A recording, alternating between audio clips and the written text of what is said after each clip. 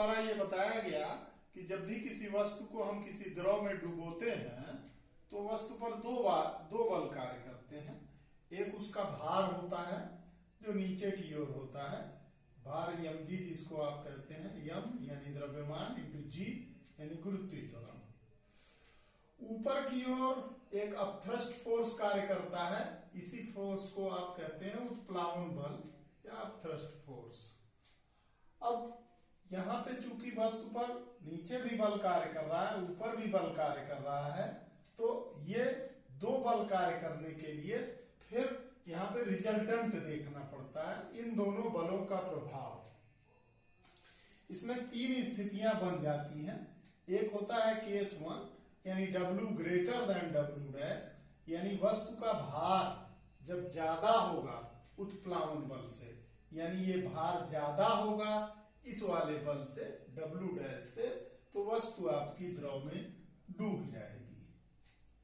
समझ पा रहे हैं आप लोग? एक बार फिर से देख लीजिए। अगर वस्तु का भार उत्प्लावन बल से ज्यादा होगा तो वस्तु डूब जाएगी। इसी के साथ केस 2 भी है। अगर मान लीजिए W less than W dash है, यानी वस्तु का भार उत्प्लावन बल से कम है, यानी उत्प्लावन बल ज्यादा है और भार कम है, तो वस्तु आंशिक रूप से डूब कर तैरती है।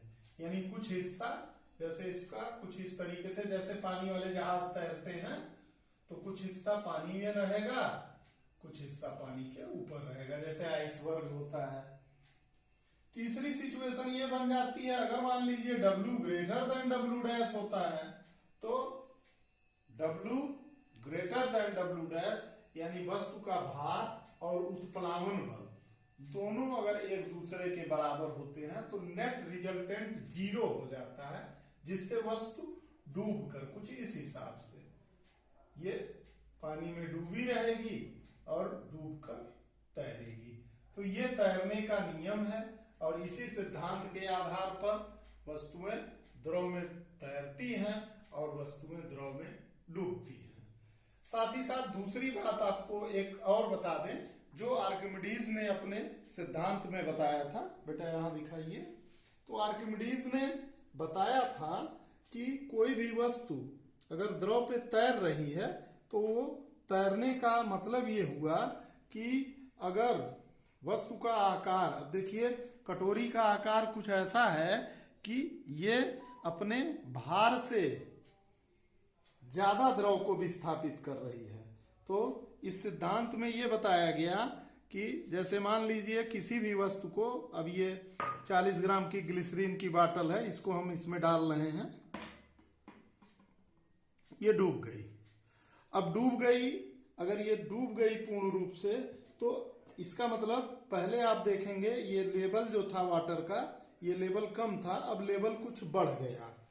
तो जब भी किसी वस्तु को किसी द्रव में पूर्ण या आंशिक रूप से डुबोया जाता है तो वस्तु द्वारा अपने भार के बराबर द्रव को विस्थापित किया जाता है। अगर इसको हम पूरा भर देते तो जो जितना भार है इस सीसी का, उतने भार के बराबर द्रव बाहर निकल जाता, उसको वेइंग मशीन से हम तौल सकते थे। तो एक बार पुनः आर्किमिडीज का सिद्धांत सुन लीजिए। आर्किमिडीज ने हमको बताया था, जब भी कोई वस्तु किसी द्रव में पूर्ण या आंशिक रूप से डुबोई जाती है तो वस्तु अपने भार के बराबर द्रव को विस्थापित कर देती है। तो इस हिसाब से ये आर्किमिडीज का सिद्धांत है। और वीडियो आपको अच्छा लगा होगा तो लाइक कीजिएगा, सब्सक्राइब कीजिएगा चैनल को। जय हिंद।